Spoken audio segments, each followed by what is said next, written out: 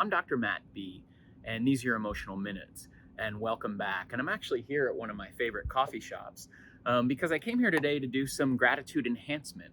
And basically, what we mean by gratitude enhancement is in line with these positive emotion strategies we've been talking about, but really ways that you can actually sort of increase your own gratitude for things that you've experienced in your life or gratitude for other people, even if it's people from your distant past.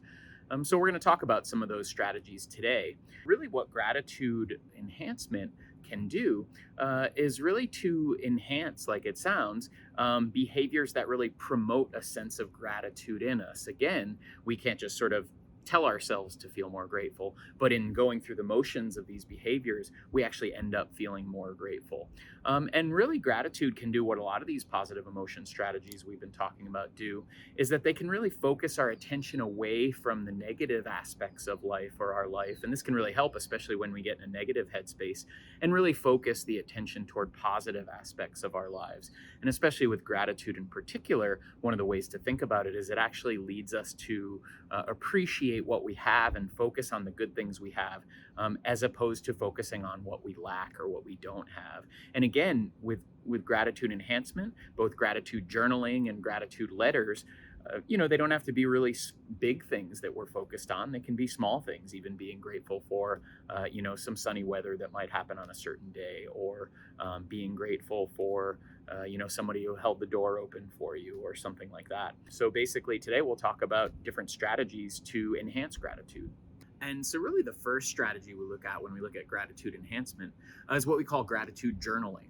And you may have heard of this before. It's really what it sounds, but really what it takes actually, and what research has found is that there's kind of a very specific way to go about doing gratitude journaling, and really what that way tends to be, or seems to be the most effective way to do it, is really actually just kind of listing or writing 5 things down that you're grateful for. Now, sometimes you might think, well, let me do this every day, or, the more the merrier. And interestingly enough, research has found that journaling or gratitude journaling is actually most effective if you do it a little bit more spread out, like once a week, maybe 2 times a week. But then gratitude journaling, or journaling on a number of things that you're grateful for.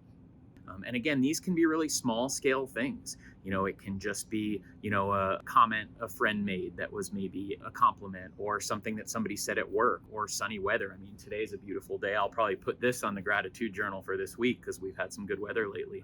Or they can be larger scale things, or about people, if any of those arise in your life within a particular week.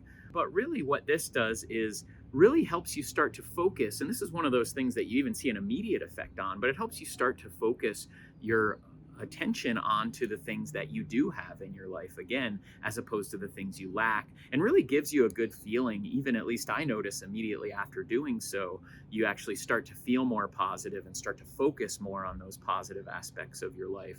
And research has actually found similar effects to that. And for me, different people will do it different. So you can write it down in like a journal if you like. You could also write it down basically like I have an Excel where I just put the date and I put some of the things that I am grateful for. And usually I do it about once a week. But again, you could do it twice a week if you want, but it is better to spread it out as opposed to, say, logging on one thing a day, for example. Another reason I'm at this coffee shop actually is because I'm trying to gratitude journal more. And anytime you're creating a new habit, it can actually help to pair it with an old habit. And I come to this coffee shop a fair amount, and it's an enjoyable place for me. So it's going to increase the chances that doing the gratitude journal here increases the chances that I'll actually do it more. The second gratitude enhancement strategy is what we call a gratitude letter. And this is also what it sounds like. And I've talked about this on Emotional Minutes before as a way to sort of boost positive emotions and counter the effects of negative emotions. But it's really writing a letter to someone who's had some sort of positive effect on you. Now, this could be something as simple as, something small, maybe a coworker or something like that who helped you with a problem at work.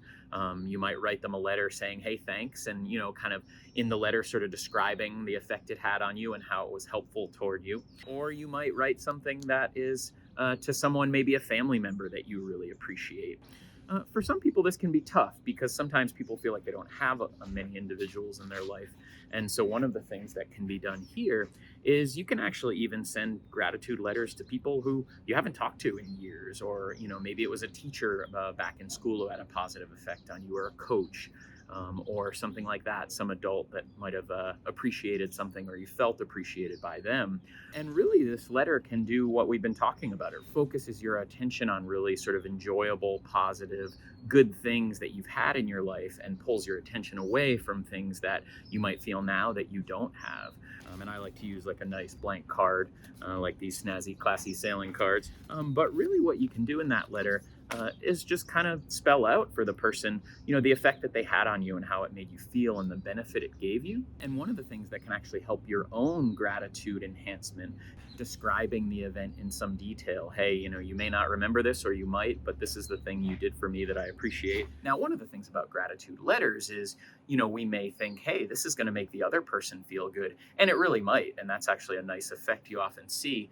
But sometimes, you might not hear back from the individual. And so a lot of this is not really about what the effect of the other person is going to be, because we often can't control other people's emotions or other people's behaviors. Doing these gratitude enhancement strategies, especially like a gratitude letter, really gives good feelings to the person who writes the letter, regardless of what the person who receives the letter ends up feeling. And hopefully that was helpful today in talking about gratitude enhancement, so gratitude journaling and gratitude letters as ways to sort of boost our own sense of gratitude and experience more positive emotions and more positive thoughts, and sort of a more positive and open and creative headspace. So again, I'm Dr. Matt B, and these are your emotional minutes, and we'll see you next time.